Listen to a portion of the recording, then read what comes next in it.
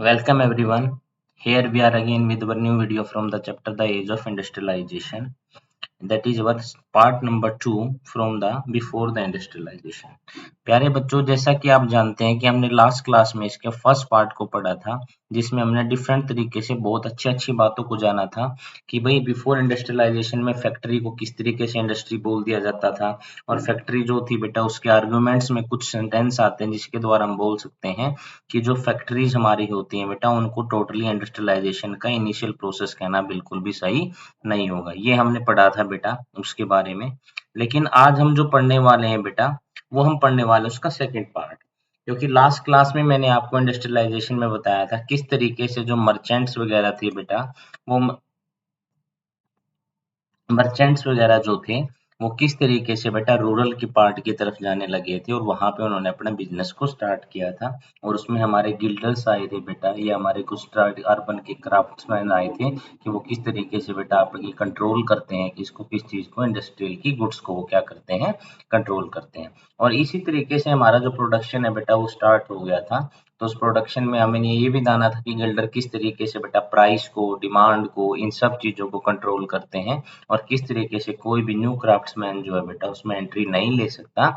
ये हमने हमारा इंडस्ट्रियल रिवॉल्यूशन के फर्स्ट पार्ट में पढ़ा था बेटा। तो अब जो मर्चेंट्स थे बेटा, जो हमारी ट्रेड थी बेटा, जो वर्ल्ड ट्रेड थी, अब हमारी जो वर्ल्ड ट्रेड है बेटा, वो क्या हो रही थी, एक्सपैंड हो रही थी। एक्सपैंड होने का मतलब क्या होता है कि कोलोनाइजेशन है तो डिमांड बढ़ रही थी। क्योंकि देखो, कोई भी मान ले व्यापार होगा वो तभी होगा बेटा जब डिमांड होगी। डिमांड अगर क्रिएट होगी तो उसके बाद ही सप्लाई आएगी। लेकिन बिजनेस में सप्लाई से पहले डिमांड का ना होना बेटा ये सही नहीं होता, क्योंकि डिमांड के अनुसार ही अगर सप्लाई को प्रिपेयर किया जाता है तो उसको अच्छी इकोनॉमी माना जाता है। और उसमें जो लॉस के चांसेस होते हैं वो भी बहुत कम होते हैं और उसमें प्रोग्रेशन के चांस क्या होते हैं, बहुत ही ज्यादा हो जाते हैं। तो इस तरीके से हमने जो आज आज की क्लास में हम पढ़ेंगे द एज ऑफ इंडस्ट्रियलाइजेशन का पार्ट, जिसमें आएगा आपका बेटा before the industrial revolution. So welcome back you all to our YouTube channel, that is Nagin Group of Studies, and today we will start about the second part of the Industrial Revolution before the Industrial Revolution. अब देखिए, अब वहां पे जैसे हमने अपनी story में बताया था, वे मर्चेंट्स ने कंट्री साइड में जाना स्टार्ट कर दिया। That is countryside also can be side as the rural area में जाना स्टार्ट कर दिया। वहां पे फार्मर को क्या करना स्टार्ट कर दिया, हायर करना स्टार्ट कर दिया। और उनको क्या बेटा पैसे वगैरह दिए, तो जिसके द्वारा उनको बेटा वो क्या कर पाए बेटा, प्रोडक्शन में इन्वॉल्व कर पाए। तो इस तरीके से बेटा जो हमारा जो रूरल साइड थी बेटा, टाउन साइड एक दूसरे के साथ इंटरकनेक्टेड हो गई। क्योंकि जो मर्चेंट्स हैं बेटा वो रहते टाउन्स में थे, लेकिन उनका जो प्रोडक्शन का वर्क है बेटा वो कहाँ पे होता था, रूरल एरियाज में होता था। अब वो रूरल एरियाज में जो वर्क होता था, क्योंकि मर्चेंट्स हैं बेटा वो बाउंड थे, क्योंकि जो टाउन्स होते हैं उनमें किसकी सरकार चलती थी, मोनोपोली की सरकार होती थी। जो गिल्डर्स होता था, मीन्स गिल्डर्स का मीन मैं एक बार और रिपीट कर रहा हूँ क्या होता है बेटा, गिल्डर्स वो होते हैं बेटा, एक ग्रुप ऑफ यूनियन होती है, ग्रुप ऑफ जो प्रोडक्शन की यूनियन होती है बेटा, जो आपकी डिमांड एंड सप्लाई के फैक्टर को कंट्रोल करके परफेक्ट कंपटीशन करना है या कैसा कंपटीशन करना है और प्राइस की रेंज क्या रखनी है, इस चीज को कंट्रोल करती है। और इसको ना स्पेसिफिक डिसीजन, वो स्पेसिफिक क्या देते हैं, परमिशन दी जाती है बेटा रूलर के द्वारा। जो उस टाइम पे वहां का रूलर होता होगा, तो स्पेसिफिक प्रोडक्ट्स के लिए स्पेसिफिक क्या दी जाती है बेटा, इसके लिए परमिशन दी जाती है। तो इसीलिए बेटा जो न्यू मर्चेंट्स होते थे उनके लिए वहां पे मोनोपोली की तरह ये वर्क करता था। और नए टाउन्स में बिजनेस स्टार्ट करना बहुत ही मुश्किल था। तो इसीलिए उन्होंने टाउन्स वगैरह में गुड्स की सप्लाई मीन्स लोकल में या डोमेस्टिक की बजाय उन्होंने वर्ल्ड ट्रेड की तरफ ध्यान देना ज्यादा स्टार्ट किया, जहाँ पे डिमांड थी। क्योंकि कोलोनाइजेशन हो चुका था और अब लोग आपके एक एरिया तक सीमित नहीं थे, अब पूरे वर्ल्ड में लोग क्या थे बेटा, फैल चुके थे। और जिसके साथ बेटा डिमांड क्रिएट हुई थी। तो उस डिमांड के क्रिएट होने के कारण क्या हुआ था बेटा, जो आपके जो मर्चेंट्स वगैरह थे उन्होंने सोचा कि जब टाउन्स में बिजनेस करना मुश्किल नहीं है तो हम रूरल साइड की तरफ चलते हैं, वहां पे चीजों का प्रोडक्शन होगा और उनकी सप्लाई जहां पे करनी होगी हम वहां पे से उनकी सप्लाई कर देंगे। तो इस तरीके से आपका आता है बेटा इसका अब सेकंड पार्ट। ये हमने पढ़ लिया था कि टाउन्स में क्यों व्यापार हमारा मुश्किल नहीं था, क्यों हमारा पॉसिबल नहीं था, मोनोपोली पावर चलती थी। अब उस व्यापार की तरफ थोड़ा डिटेल से पढ़ते हैं बेटा, वहां पे किस तरीके से चीजों का मैन्युफैक्चरिंग होती थी और जो पीसेंट्स थे या जो कोटेजर्स थे बेटा, उन्होंने किस तरीके से बेटा हमारी इस तरीके की चीज को आगे बढ़ाया था। देखिए, कोटेजर्स। फर्स्ट ऑफ ऑल सबसे पहले इस वर्ड को ही समझिए बेटा, क्योंकि एक एक वर्ड को हम क्लियरली करेंगे, क्योंकि एक एक वर्ड का मीनिंग आपको समझ में आएगा, तभी आप अच्छा परफॉर्म कर पाएंगे और चीजों को अच्छे से समझ पाएंगे बेटा। इसमें देखिए कोटेजर्स आया है, तो कोटेजर्स का मतलब क्या होता है बेटा, जो रूरल होम्स में रहते हैं ना, रूरल होम्स को क्या बोल देते हैं, जो मोडेस्ट होम होता है उसको कई बार कोटेज बोल देते हैं। तो उनको कोटेज में, जो कोटेज में रहते हैं, the people who lives in cottage, that is known as cottagers. और कोटेजर्स क्या होते हैं बेटा, जो रूरल लाइफ में होते हैं बेटा, होम्स वगैरह होते हैं, उनको कोटेजेस बोलते हैं बेटा। तो कोटेज या पुअर पीसेंट्स थे who had early dependent on common lands के ऊपर डिपेंड करते थे, और वो लैंड्स भी ज्यादा नहीं होती थी बेटा, बहुत कम होती थी, क्योंकि व्यक्तियों की संख्या ज्यादा थी, फार्म लैंड्स क्या थी बेटा, कम थे। अब सपोज कीजिए, उसको मैं आपको एक एग्जांपल के द्वारा समझाता हूँ। अब आपके पास लैंड तो थी सिर्फ 1 एकड़, लेकिन आपकी जो वर्किंग पॉपुलेशन है आपकी जो घर पे है, वो बेटा 5 पीपल्स है। तो इसका मतलब अब 5 पीपल अगर आप 1 एकड़ के अंदर काम कर रहे हैं, तो बाहर से तो ऐसा लगता है कि सारे के सारे वर्किंग पॉपुलेशन है, लेकिन ऐसे टाइप में ऐसी एक एम्प्लॉयमेंट होती है बेटा, अनएम्प्लॉयमेंट होती है, जिसको डिसगाइज अनएम्प्लॉयमेंट बोला जाता है, कि जहाँ पे 5 की 5 आपको वर्किंग करते तो दिखाई देंगे, लेकिन उनके कारण प्रोडक्शन के ऊपर कोई भी डिपेंड, कोई भी फर्क नहीं पड़ता है। तो एक्चुअल में जो दूसरे लोग होते हैं, जहाँ पे नीड 2 की है लेकिन लगे 5 हुए हैं, तो ऐसी जो अनएम्प्लॉयमेंट होती है, इसको डिसगाइज अनएम्प्लॉयमेंट बोलते हैं। एक्चुअल में जो 3 वर्कर के कारण प्रोडक्शन में कोई भी चेंज नहीं आ रहा है, क्योंकि अगर वर्कर की कैपेसिटी बढ़ेगी, वर्कर अगर बढ़ेंगे, तो बेटा प्रोडक्शन भी इंक्रीज होना चाहिए, लेकिन उनके कारण कोई भी, क्योंकि उनके पास कोई अनदर वे नहीं है बेटा काम करने का। अब दूसरा उनके पास कोई रास्ता नहीं है, तो उनको कहाँ पे एंगेज होना पड़ेगा, अपने स्मॉल पैचेज ऑफ लैंड के ऊपर एंगेज होना पड़ेगा। लेकिन उनके एंगेज होने के बावजूद जो प्रोडक्शन है बेटा, उसमें कोई भी इंक्रीज नहीं हो रहा है। तो इस तरीके से हम बोल सकते हैं कि वो कोई भी इंक्रीज नहीं हो रहा है, तो इसका मतलब वो भी क्या है बेटा, अनएम्प्लॉयड है। तो जो डिपेंड होना होता था बेटा, वो कॉमन लैंड्स थी बेटा उनको सर्वाइवल के लिए। तो ऐसे में क्या होता है, मैं आपको अभी बता देता हूँ। तो ऐसे में क्या होता है, मर्चेंट जहाँ के अब उन लोगों को क्या एडवांस ऑफर करते हैं, क्योंकि जो लोग बेटा अब अनएम्प्लॉयमेंट है, लैंड उनके पास कम है और उनको एडवांस में पैसे मिल रहे, उनको वर्क जो था उनको बाहर भी नहीं जाना था, that are not indentured labours की तरह काम नहीं करना था, उनको काम भी रूरल एरिया में ही करना था और अपने घर के पास ही करना था, जिसके द्वारा वो पैचेज ऑफ लैंड में भी काम कर सकते हैं, और उसके साथ साथ वहाँ पे रूरल एरिया में उन जो मैन्युफैक्चरर्स हैं बेटा, जो वहाँ के जो आपके मर्चेंट्स हैं, उनके लिए भी वर्क कर सकते हैं रूरल एरिया में। और बस इससे क्या हो जाएगा, उनके जो फार्म से इनकम होती है वो तो होगी ही, उसके साथ साथ जो मर्चेंट्स ने उनको वर्क ऑफर किया है, इस वर्क के कारण बेटा उनकी जो इनकम हो जाएगी, वो इनकम क्या सप्लीमेंट होगी। सप्लीमेंट का मतलब क्या होना बेटा, इंक्रीज होगी। तो इसीलिए ये चीजें बिल्कुल बेनिफिटेड लगती थी किसानों को, तो इसलिए उन्होंने इस चीज को ना ना करते हुए बेटा इस चीज की हाँ कर दी और उनको वर्क करना स्टार्ट कर दिया फॉर द मर्चेंट्स वगैरह के लिए। तो इस तरीके से इस थीम में आपका जो ये टॉपिक है बेटा ये रहेगा कि उन्होंने किस कंडीशंस के ऊपर एक्सेप्ट किया, कि क्या क्या कंडीशंस हो रही थी बेटा, कि जिसके द्वारा उन्होंने क्या एक्सेप्ट किया, कि एडवांस को एक्सेप्ट किया और वर्क करना स्टार्ट किया। तो ये सारी की सारी क्या थी बेटा, ये मर्चेंट्स के द्वारा दिए गए ऑफर्स थे, जो कि एडवांस इन पेमेंट थी बेटा। तो चलिए पढ़ते हैं इसके बारे में। Cottagers and poor peasants who had early depended on common lands for their survival by gathering। अब देखो वो अपना जो कॉमन लैंड थी बेटा उसके ऊपर डिपेंड करते थे उनका survival.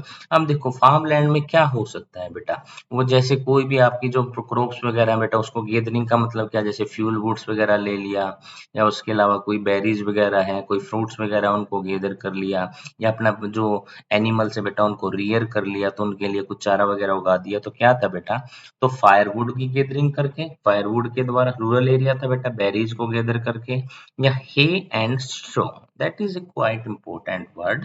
What is hay, hay क्या होती है बेटा, जब किसी भी कोई एनिमल है, एनिमल को फीड करने के लिए कोई क्रॉप उगाई जाती है बेटा, उसको हे बोलते हैं। होती ये सिमिलर ही है दोनों की दोनों, हे एंड स्ट्रो दोनों सिमिलर होती हैं, बट इनके बीच में भी एक डिफरेंस होता है। और वो डिफरेंस क्या होता है, देखो हे तो एक स्पेशल क्रॉप है जो फीड करने के लिए उगाई जाती है, एनिमल्स को फीड करने के लिए उगाया जाता है, तो उसको क्या बोला जाता है बेटा, हे बोला जाता है। और जो स्ट्रो होती है, वो स्ट्रो क्या होती है बेटा, जो आपने ग्रेन उगाया ना, ग्रेन उगाने के बाद अब जो ग्रेन का रेजिड्यू बच जाता है, अब रेजिड्यू का आप ये बोल सकते हो कि जो ये ग्रेन क्रॉप होती है ना बेटा, उसका बाई प्रोडक्ट होता है। बाई प्रोडक्ट का मतलब अनदर प्रोडक्ट होता है, उसको बाई प्रोडक्ट बोलते हैं। हम जैसे बोल सकते हैं, जैसे मान ले जैसे आप दूध है, मैं आपको समझा देता हूँ बाई प्रोडक्ट क्या होता है बेटा। फॉर एग्जांपल जैसे आपने दूध है, दूध से आपने उसको दही बना दिया। अब दही से जब आप मक्खन निकालोगे ये तो उसका प्रोडक्ट हो गया, और लास्ट में जो लस्सी रह जाती है बेटा वो उसका बाई प्रोडक्ट हो गया। ये बहुत अच्छा एग्जांपल, इससे आप बहुत ही अच्छे से समझ गए होंगे कि बाई प्रोडक्ट क्या होता है। ऐसे ही जो आपने ग्रेन क्रॉप्स को उगाया था बेटा, तो ग्रेन क्रॉप्स में से ग्रेन को एक्सट्रैक्ट करने के बाद, ग्रेन को जब आपने एक्सट्रैक्ट कर लिया, तो उस ग्रेन को एक्सट्रैक्ट करने के बाद जो बाद में बच जाता था, रेजिड्यू बच जाता था, उसको स्ट्रो बोलते हैं। उसको क्या बोलते हैं? स्ट्रो। अब दोनों आते हैं किसके काम में बेटा? एनिमल को फीड करने के लिए। लेकिन जो हे होता है वो स्पेशली एक आपकी क्रॉप उगाई जाती है बेटा, जो किसके लिए होती है बेटा? वो एनिमल्स के लिए होती है। तो hay and straw both are similar in use में, बोल सकते हो आप सिमिलर है, similar in use, but they have different approaches. That is, he is a special crop that is grown for the animals, especially for the animals, and straw is the residue of the grain crops और byproduct of the grain crops होता था बेटा। तो ये आगे आपका hay and straw हो सकते थे, या आपकी वेजिटेबल्स हैं बेटा, उन सबको गैदर करके वो अपना गुजारा करते थे। Had now look for alternative source of income. अब उनको क्या चाहिए? अब ये तो हो गया बेटा उनकी सर्वाइवल का। अब सर्वाइवल के लिए उनके पैचेज ऑफ लैंड, उस पे वर्क करना है, फायरवुड को इकट्ठा करना है, सब्जी वगैरह को पकाने के लिए, मतलब फ्यूल के रूप में इस्तेमाल करने के लिए। बेरीज है बेटा, उनको इकट्ठा कर लिया, वेजिटेबल्स को कर लिया बेटा फार्म ऑफ लैंड से। एंड स्ट्रोस के द्वारा एनिमल को रियर कर रहे हैं बेटा, और एनिमल्स के बाई प्रोडक्ट्स का इस्तेमाल कर रहे हैं या मीट का इस्तेमाल कर रहे हैं। तो इस तरीके से उनका अपना जीवन चलता था। अब नेक्स्ट आता है जो वर्ड आता कनेक्ट करता है, that is alternative source of income. अब अल्टरनेटिव सोर्स ऑफ इनकम क्यों चाहिए था? क्योंकि जो पैचेज ऑफ लैंड थे बेटा वो इतनी ज्यादा नहीं थे कि जो लोग हैं बेटा परिवार के सबको वो एंगेज रख सकें। इतना ज्यादा वर्क नहीं था। अगर किसी वर्क में जो पॉपुलेशन थी वो तो ज्यादा थी, लेकिन जो लैंड की मात्रा थी, जो लैंड थी बेटा वो कम थी। तो इसीलिए उनको चाहिए था अल्टरनेटिव सोर्स ऑफ इनकम। तो उस अल्टरनेटिव सोर्स ऑफ इनकम जैसा कि आप फिगर में देख सकते हो, ये स्मॉल पैचेज ऑफ लैंड होते थे बेटा जो उनसे बिलोंग करते थे। Many had tiny plots of land होते थे which could not provide work for all members of the household। मैंने आपको समझाया था बेटा, सबके लिए ये वर्क अवेलेबल नहीं करवा सकते थे। हालांकि मेंबर उसमें लगे भी होते थे, फिर भी वो अनएम्प्लॉयड होते थे। और ऐसे एम्प्लॉयमेंट को जब किसी भी अनएम्प्लॉयमेंट के इंक्रीज करने के कारण कोई भी प्रोडक्शन में चेंज नहीं आता, तो that is known as disguise unemployment बोलते हैं, और वो एक्चुअल में अनएम्प्लॉयमेंट होती है। जैसे कि मैंने बोला कि दो व्यक्ति अगर किसी फार्म लैंड पे काम कर रहे हैं, तब भी वो मतलब सपोज कीजिए तब भी वो 20,000 रुपीज का वहां पे ग्रेन प्रोड्यूस कर रहे हैं, समझाने के लिए बेटा फॉर एग्जांपल। लेकिन अगर मैं 2 से 5 वर्कर कर दूं बेटा, 2 से 5 वर्कर होने के बाद भी प्रोडक्शन आपका इंक्रीज नहीं हुआ, और प्रोडक्शन इंक्रीज ना होने के साथ साथ तब भी आप कितना प्रोडक्शन कर रहे हैं? 20,000 का ही कर रहे हो। तो जो 3 आपने इंक्रीज किया है बेटा वो क्या है? आपकी अनएम्प्लॉयमेंट ही है, और ऐसी अनएम्प्लॉयमेंट को डिस्गाइज एम्प्लॉयमेंट बोलते हैं। तो एक्चुअल में जो स्मॉल पैचेज ऑफ लैंड थे बेटा ये वर्क प्रोवाइड नहीं कर सकते थे, जितने भी सारे मेंबर्स होते थे हाउस होल्ड के, जितने मेंबर्स थे उनको वर्क प्रोवाइड नहीं कर सकता था। तो ऐसे में so when merchant came around का मतलब होता है बेटा वहां पे जब वो आए, एंड ऑफर्ड एडवांस। तो उन्होंने क्या ऑफर किया बेटा? एडवांस। अब दिमाग से काम लिया उन्होंने भी। Offered advance to produce goods for them. तो उनको अवार्ड्स क्या दिया गया बेटा? ऑफर किया गया एडवांस के रूप में पैसे। तो ताकि क्या प्रोड्यूस करने के लिए? गुड्स करने के लिए। और जिसको पीसेंट हाउस होल्ड ईगरली एग्रीड। एक तो होता है एग्रीड होना, और एक होता है ईगरली। का मतलब होता है जब स्ट्रॉन्ग डिजायर हो ना आपका, मतलब आपको कार्य की आवश्यकता और आपको काम मिल जाए। क्योंकि वहां पे जो व्यक्ति थे बेटा उनके पास वर्क ही नहीं था, क्योंकि उनका जो एक बेसिक कॉमन था जो उनकी फैमिली से रिलेटेड था वो था एग्रीकल्चर। लेकिन एग्रीकल्चर के लिए सबसे पहली चीज होती है बेटा लैंड। अगर आपके पास लैंड ही नहीं है तो आप कार्य कहाँ करोगे? तो या तो आप लैंडलेस लेबरर बन सकते हो, लेकिन लैंडलेस लेबरर की बात नहीं, यहाँ पे ऐसे मर्चेंट उन लोगों के पास आते हैं बेटा जो लैंडलेस लेबरर भी नहीं थे, बस अपने सब्सिस्टेंस लिविंग करते थे, अपने स्मॉल पैच ऑफ लैंड पे काम करके, और अनएम्प्लॉयड रहते थे। तो ऐसे में उन्होंने स्ट्रॉन्ग ईगरली एग्रीड किया किस चीज को बेटा? एडवांस को। और स्टार्ट किया to produce goods for them. उनके लिए क्या प्रोड्यूस करना? गुड्स को प्रोड्यूस करना बेटा। तो अब उन्होंने क्या किया? एडवांस दिया और उन्होंने इस चीज के लिए हाँ कर दी। अब हुआ क्या? By working for the merchant they could remain in the country side. अब मैंने बताया था बेटा इंडेंचर लेबर वाली या कहीं पे जाने वाली कोई बात नहीं है बेटा, बस मर्चेंट्स का एक ही उनका मेन मोटो था बेटा कि प्रोडक्शन होना चाहिए, चाहे कंट्री साइड में ही प्रोडक्शन हो जाए, यहाँ पे प्रोडक्शन होगा वही बात है, उसके बाद ट्रेड वो अपने आप कर लेंगे बेटा, अपने आप व्यापार हो जाएगा। तो इसमें क्या होता था, वर्किंग मर्चेंट के लिए करने के लिए वो रिमेन कहाँ पे, कंट्री साइड में रहते थे and continue to cultivate the small plots, और जो उनके स्मॉल प्लॉट्स है उनको भी क्या करते थे बेटा, वो कल्टीवेट कर सकते थे बेटा। तो उनके पास समय रहता था क्योंकि वो कहीं बाहर नहीं गए थे काम करने के लिए, बल्कि वहीं पे रहते थे फॉर द वर्किंग कंडीशंस के लिए। अब आगे देखिए, before the industrial revolution income from proto, मैंने बताया था बेटा प्रोटो का मतलब होता है अर्ली, जो अर्ली प्रोडक्शन है बेटा उसी की बात चल रही है, यहाँ पे सारी एक टर्म आई थी बेटा प्रोटो इंडस्ट्रियल प्रोडक्शन। तो जो ये प्रोटो इंडस्ट्रियल प्रोडक्शन था, जो मर्चेंट के लिए रूरल लोगों ने वर्किंग करना स्टार्ट किया था, इसने जो इनकम थी ना, श्रिंकिंग, श्रिंकिंग का मतलब होता है कम होना, जो इनकम आपकी कल्टीवेशन में, जो इनकम आपकी, जो रूरल के लोग थे उनकी इनकम कम हो रही थी क्योंकि स्मॉल पैचेज ऑफ लैंड थे, अब उसको सप्लीमेंट करने का कार्य किया बेटा, उसको इंक्रीज करने का काम किया। जैसा कि आपको फिगर में दिख रहा है, अब यहाँ पे अगर लेबर टोटली एग्रीकल्चर के ऊपर डिपेंड करते हैं तो उनकी इनकम कम है, लेकिन अब उन्होंने प्रोडक्शन स्टार्ट करना किया मर्चेंट्स के लिए पेमेंट्स को लेकर, तब उनकी इनकम आपको ज्यादा दिखाई गई है। तो सीधी सी बात है, जो श्रिंकिंग इनकम थी बेटा, उस श्रिंकिंग इनकम को सप्लीमेंट करने का कार्य किया, किसने कार्य किया है बेटा, ये आपके जो मर्चेंट के द्वारा दी गई थी बेटा, उससे एडवांस ने क्या करना काम स्टार्ट किया बेटा, उनको सप्लीमेंट करना स्टार्ट किया। अब उसके बाद क्या होता है, it also allowed them A Fuller use of their family labour resources बेटा। तो आप देखो रिसोर्सेज उनके पास थे, अब फैमिली लेबर रिसोर्सेज जो मैंने आपको समझाया था, if there are 5 members in a family, आपकी फैमिली में 5 मेंबर्स हैं, तो 5 मेंबर्स में से काम है जो पैच ऑफ लैंड पे 2 का ही है, लेकिन 5 मेंबर्स में आपकी जैसे वुमेन्स भी आती थी बेटा, वुमेन्स भी काम कर सकती थी प्रोडक्शन के लिए, ज्यादा ये हार्ड वर्क नहीं होता था, कोई कपड़े वगैरह का है तो वुमेन्स भी काम कर सकती थी बेटा। तो इसमें जो काम कुछ ऐसे भी होते थे जो सिर्फ वुमेन से रिलेटेड होते थे, वो आराम से बैठ के इसको काम को कर सकती थी।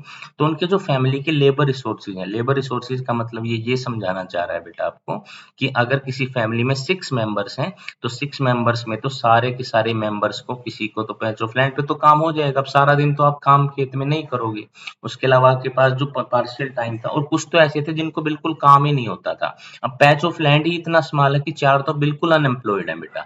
तो इन लेबर रिसोर्सेज का फुलर यूज हुआ बेटा, और जो वुमेन्स थी बेटा उन्होंने भी टेक पार्ट लिया, किसमें, प्रोडक्शन में पार्ट लिया, तो इससे उनका फुलर यूज हुआ किसका, फैमिली के लेबर रिसोर्सेज का। यहाँ पे वर्ड बहुत इंपॉर्टेंट है बेटा, क्योंकि आपको पता होना चाहिए फैमिली का लेबर रिसोर्स कौन है, ये उस फैमिली के व्यक्ति ही हैं, उस फैमिली के मेंबर्स ही हैं बेटा जो अनएम्प्लॉयड हैं, क्योंकि उनके पास कोई दूसरा रास्ता अल्टरनेटिव यूज नहीं था, उनको बस जो ये प्राप्त हुआ था बेटा, यही प्राप्त हुआ था क्या, कि जो उनको उस मर्चेंट्स वगैरह के लिए कार्य करना था बेटा। तब उसके बाद अब हम आगे चलते हैं बेटा। Within the system, a close relationship developed between the town and the countryside. अब एक क्लोज रिलेशनशिप हो गई किस किस के बीच में बेटा, टाउन के बीच में और कंट्री साइड के बीच में। अब देखो टाउन का मतलब है अर्बन एरिया से रिलेटेड है, और कंट्री साइड का मतलब बेटा रूरल एरिया से आप रिलेटेड हो बेटा। तो एक तो हो गया बेटा आपका अर्बन साइड, और एक आपका हो गया बेटा क्या, रूरल साइड हो गया। तो एक सिस्टम में क्लोज रिलेशनशिप बनी बेटा किस किस के बीच में, टाउन के बीच में और कंट्री साइड के बीच में। Merchant were based in town but the work was done mostly in country side. मैंने आपको बताया था मर्चेंट कहाँ पे बेस करते थे बेटा, टाउन्स में, लेकिन उनका वर्क कहाँ पे डन होता था बेटा, मोस्टली इन कंट्री साइड में होता था। कहाँ पे होता था बेटा, कंट्री साइड में उनका क्या होता था, वर्क होता था। तो इस तरीके से वो कनेक्शन बनना स्टार्ट हुआ किसके बीच में बेटा, रूरल एरियाज के बीच में और अर्बन एरियाज के बीच में। अब यहाँ पे merchant were based in towns but the work was done mostly in country side, लेकिन ज्यादातर कहाँ पे होता था बेटा ये काम, कंट्री साइड में होता था, और मर्चेंट कहाँ पे रहते थे, आपके टाउन्स में रहते थे। तो अब क्या हुआ देखो, अब एक ये प्रोसेस है बेटा, इसको समझना बहुत जरूरी है, ध्यान से समझना बेटा।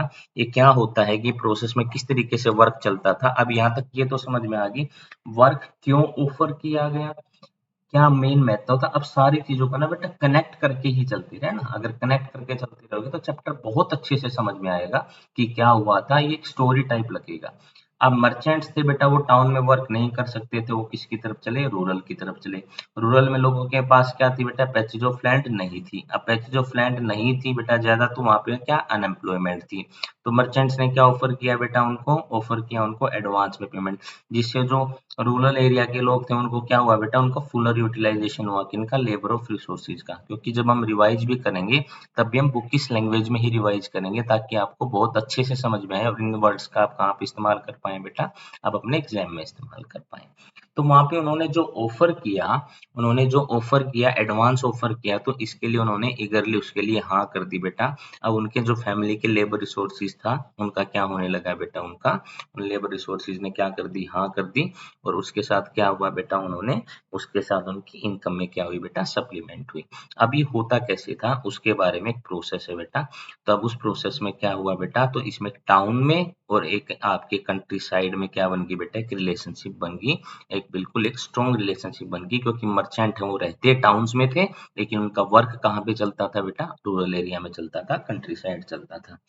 ए merchant clothier in England purchase wool builder, ये देखो एक मर्चेंट का जो क्लोथियर होता है, क्लोथियर कौन होता है बेटा, क्लोथियर का मतलब होता है बेटा जो मेक एंड सेल क्लोथ, जो कपड़े बनाता भी है और उनको सेल भी करता है, तो उसको क्या बोलते हैं बेटा, क्लोथियर बोलते हैं। सो कभी भी क्लोथियर की डेफिनेशन है क्या आएंगे, ए क्लोथियर इज ए पार्टी और a person who makes and sells clothes, that is known as clothier बोलते हैं।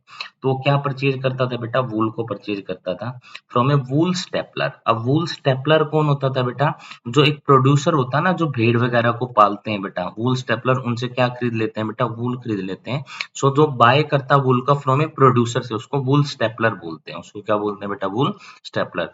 तो वूल स्टेपलर से क्या खरीदते थे बेटा, उनको खरीदते थे, और वूल स्टेपलर ने किससे खरीदी है उन बेटा, प्रोड्यूसर से खरीदी है। Carried it to the spinners, और तब वो वूल उन्होंने खरीद ली तो उसके बाद किसके पास जाएगी बेटा, स्पिनर्स के पास, इसको स्पिन करेंगे, इसको धागे में कन्वर्ट करेगा, तो स्पिनर ने उसको किस में कन्वर्ट कर दिया बेटा, धागे में कन्वर्ट कर दिया। उसके बाद अब जो यार्न मिला आपको, थ्रेड मिला, जो स्पन यार्न मिला थ्रेड को, was taken to subsequent stages में जाता था, सब्सीक्वेंट मतलब आने वाली स्टेजेस में जाता था, जिसमें क्या होता था बेटा, प्रोडक्शन होता था, subsequent stages and the production में जाता था बेटा। अब वो प्रोडक्शन क्या क्या होती थी, वो स्टेज क्या क्या थी, अलग थी। तो सबसे पहले तो क्या आया, एक क्लोथियर आया, एक क्लोथियर ने क्या किया बेटा, वूल को क्या किया बेटा, एक वूल स्टेपलर से वूल को परचेज किया, वूल को परचेज करने के बाद किसके पास ले गया बेटा, एक स्पिनर के पास ले गया, स्पिनर ने उसको किस में कन्वर्ट कर दिया, एक थ्रेड में कन्वर्ट कर दिया। अब थ्रेड में कन्वर्ट करने के बाद अब जाएंगे वीवर्स के पास। अब वीवर्स कौन होते थे बेटा, जो इंटरलेस करता है ना लॉन्ग थ्रेड्स को बेटा, देखा होगा ना आपने कई बार पिक्चर वगैरह देखी होगी, बिल्कुल 90 डिग्री पे जो धागे होते हैं बेटा वो इस तरीके से होते हैं, मतलब कपड़ा बनना स्टार्ट यहाँ से हो जाता है, सारे को बिल्कुल 90 डिग्री पे है बेटा, इंटरलेस करता है लॉन्ग थ्रेड को बेटा, पासिंग इन वन डायरेक्शन में करके। तो ऐसे बोलेंगे, who interlace the threads to passing in one direction is known as weaver. तो यहाँ से आपका कपड़ा थोड़ा थोड़ा बनना स्टार्ट हो जाएगा बेटा। तो वो क्या होते थे बेटा, वो आपके होते थे बेटा क्या, वीवर्स होते थे। तो वीवर्स ने उसमें बनाना स्टार्ट कर दिया। उसके बाद फुलर्स होते थे।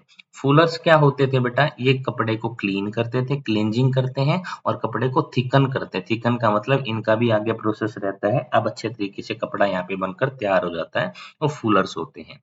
तो ध्यान रखना बेटा, कौन कौन आए हैं, सबसे पहले मर्चेंट था, मर्चेंट कहाँ पे गया बेटा, वूल स्टेपलर के पास गया। वूल स्टेपलर ने पहले ही वूल ले रखी है कहाँ से बेटा, प्रोड्यूसर से, जो भेड़ पालता है तो उसने वूल ले रखी है, और वूल इसके साथ वो कहाँ गया, स्पिन के पास गया। स्पिनर ने क्या कर दिया, उसको थ्रेड में कन्वर्ट कर दिया।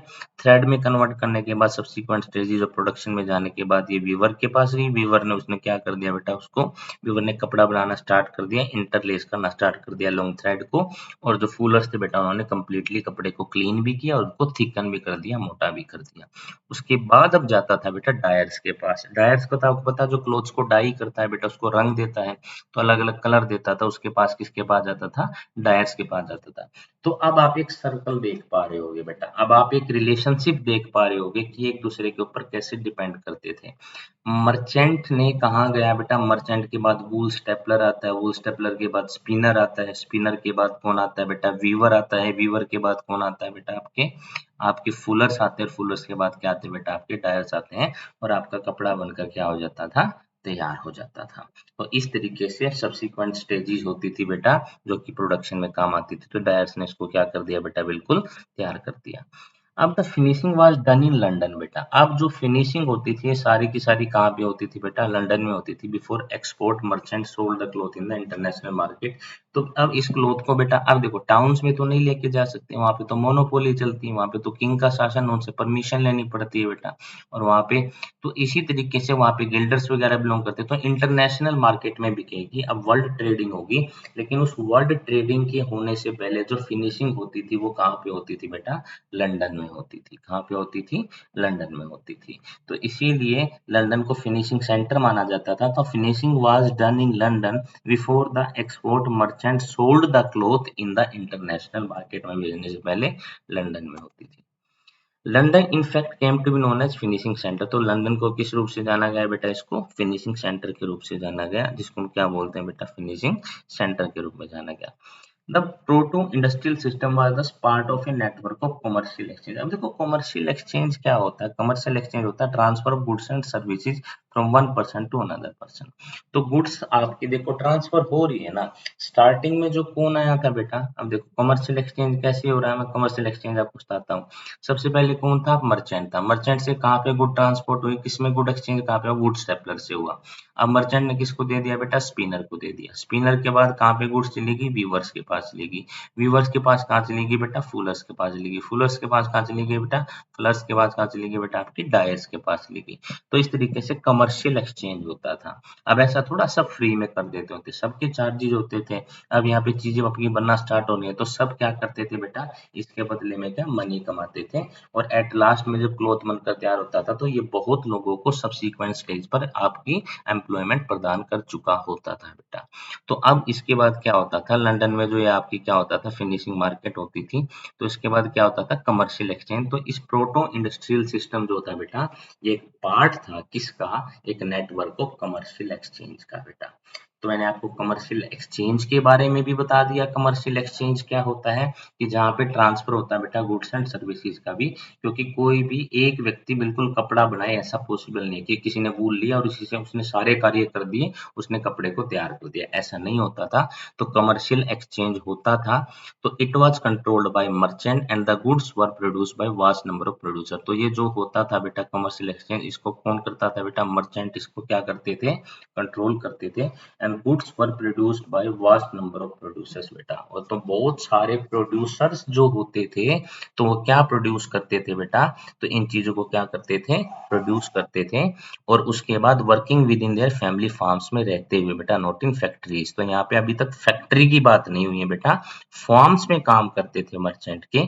क्योंकि हमने हमने जो कहानी अपनी स्टार्ट की थी, अब आपको थोड़ा थोड़ा ना रिगेन कर लेना सारी बातों को। मैंने स्टार्टिंग में जो पढ़ाया था, ये पार्ट होने से पहले ये बताया था कि फैक्ट्रीज है बेटा, फैक्ट्रीज से पहले ही प्रोटो इंडस्ट्रियलाइजेशन स्टार्ट हो गया था। ये मैं आपको वो प्रोटो इंडस्ट्रियलाइजेशन के बारे में बता रहा हूँ। अभी तक फैक्ट्रीज वगैरह नहीं आई थी बेटा। तो अभी फैक्ट्रीज वगैरह जो नहीं आई थी, तो उसके अलावा फार्म जो होते थे बेटा, वहां पे कार्य करते हुए क्या हो रहा था बेटा? आपकी चीजों का प्रोडक्शन हो रहा था। तो यहाँ पे अभी तक फैक्ट्री का इन्वेंशन नहीं हुआ था, अभी सिर्फ फार्म के ऊपर ही होता था जो सब कुछ होता था। तो ये सारे के सारे जितने भी प्रोड्यूसर्स थे बेटा, ये फैमिली फार्म में काम करते हुए, not in family, family farm में काम करते हुए अपना अपना काम कर देते थे, जिसके बदले में मर्चेंट इनको क्या देते थे बेटा? पैसे देते थे। अब यहाँ पे देखो at each stage of production. अब स्टेज ऑफ प्रोडक्शन क्या है? स्टेज ऑफ प्रोडक्शन में मैंने आपको अलग अलग चीजें सारी बताई। अब स्टेज ऑफ प्रोडक्शन में क्या है? आपकी जैसे वो स्पिनर था, फुलर था, वीवर था, उसके बाद डायर्स थे बेटा, या ऊपर के बाद वो जो आपका जो सारे के सारे मर्चेंट ने वूल खरीदी थी बेटा, डिफरेंट स्टेजेस ऑफ प्रोडक्शन थी बेटा। तो 20 टू 25 वर्कर होते थे ईच मर्चेंट के पास, कम से कम 20 से 25 वर्कर हर स्टेज पे। ये ध्यान रखना बेटा, ये ज्यादा समझना जरूरी है। वीविंग की स्टेज है या फुलर की स्टेज है, तो 20 से 25 वर्कर काम करते थे। तो इस तरीके से each clothier was controlling 100 of workers. अब क्लोथियर का तो पूरा काम क्या है बेटा? उसको तो पूरा क्लोथ चाहिए। तो अब हर एक स्टेज पे 25 है, वीविंग है, स्पिनिंग है, सब पे। अब यहाँ पे आप सोच सकते हो, यहाँ पे अगर हमने देखा था पीछे जो ये आया था, यहाँ पे जो आया था, यहाँ पे देखिए आप, यहाँ पे अब अलग अलग स्टेज है बेटा। स्पिनर के यहाँ पे भी 20-25 वर्कर हैं, उसके बाद वीवर के यहाँ पे भी 20-25 हैं, फुलर्स हैं यहाँ पे भी 20-25 हैं, डायर्स हैं यहाँ पे भी 20-25 हैं। तो जो स्टार्टिंग में आपको merchant clothier in England purchase वूल करते हुए दिखाई दे रहा है, तो ये बेटा हंड्रेड्स ऑफ वर्कर को कंट्रोल करते थे बेटा, क्योंकि ये सारे काम यही करवाते थे अलग अलग स्टेज के ऊपर। तो क्लोथियर क्या करता था, 100 ऑफ वर्कर को क्या करता था बेटा, कंट्रोल करता था। तो इस प्रकार हम बोल सकते हैं कि ये हमारा प्रोटो इंडस्ट्रियलाइजेशन था, कि सारी चीजों के आने से पहले ही आपका प्रोडक्शन, मास प्रोडक्शन भी होता था और फैक्ट्रीज भी नहीं थी। तो हम फैक्ट्रीज को बिल्कुल इंडस्ट्रियलाइजेशन की हिस्ट्री तो बोल सकते हैं, लेकिन एग्जैक्ट ये नहीं बोल सकते कि इंडस्ट्रियलाइजेशन जो आया है वो फैक्ट्रीज के बाद में ही आया है। फैक्ट्रीज से पहले भी एक प्रोडक्शन की यूनिट काम होती थी, and that is known as proto industrialisation. और उसको हम क्या बोलते थे बेटा, प्रोटो इंडस्ट्रियलाइजेशन बोलते थे। और इन्हीं दो पार्ट्स में हमने किसके बारे में पढ़ा है बेटा, प्रोटो इंडस्ट्रियलाइजेशन के बारे में पढ़ा है। आशा करता हूं आपको जो ये सेकंड पार्ट है ये भी समझ में आया होगा, और आपको ये भी समझ में आया होगा कि प्रोटो इंडस्ट्रियलाइजेशन था क्या, और इसको हमने किस तरीके से वर्कर एक दूसरे के लिए काम करते थे विदाउट एनी फैक्ट्री के, फार्म में वर्क्स क्यों होते थे और वो क्यों काम करते थे, उनको पैसे कौन देता था, अलग अलग स्टेजेस क्या क्या होती थी, टाउन्स में ये काम क्यों नहीं चलता था, रूरल साइड में क्यों चलता था, डिस्गाइज अनएम्प्लॉयमेंट क्या होती थी, उनकी इनकम सप्लीमेंट कैसे हुई। मैं इन सब चीजों को मैंने आपके साथ डिस्कस बेटा कर लिया है। तो आशा करता हूँ आपको ये चैप्टर का ये पार्ट समझ में आया होगा, that is chapter number second. आप इसको प्रोटो इंडस्ट्रियलाइजेशन का नाम भी दे सकते हैं, और आप इसको before the age of industrialisation के पार्ट नंबर सेकंड के बारे में भी आप इसको बोल सकते हैं। तो आशा करता हूँ आपको ये अच्छे से समझ में आया होगा। तो इसके बाद आपका जो नेक्स्ट टॉपिक रहेगा बेटा, वो नेक्स्ट टॉपिक रहेगा the coming of the factory. अब हमने प्रोटो इंडस्ट्रियलाइजेशन पढ़ लिया, अब सबको बिल्कुल एक ही, मतलब एक जो पैटर्न होता है ना, उस पैटर्न में पढ़ते हुए चलेंगे। तो नेक्स्ट जो आएगा बेटा, वो आएगा आपका the coming of the factory, जिसके बारे में हम नेक्स्ट क्लास में पढ़ेंगे। तो इसमें कुछ भी, आशा करता हूँ आपको सारी चीजें अच्छे से क्लियर में आ गई होंगी, मैं किस किस तरीके से फैक्ट्री से पहले आपका इंडस्ट्रियलाइजेशन एग्जिस्ट करता था, जिसको हम क्या बोलते थे, प्रोटो इंडस्ट्रियलाइजेशन बोलते थे, और वो किस तरीके से वर्क करता था। तो thank you very much to attend this session, and we will stay tuned for the next video, that is coming up of the factories in the age of industrializations. तो thank you very much, आशा करता हूँ आपको सारी चीजें अच्छे से clear होंगी। Thank you, have a nice day.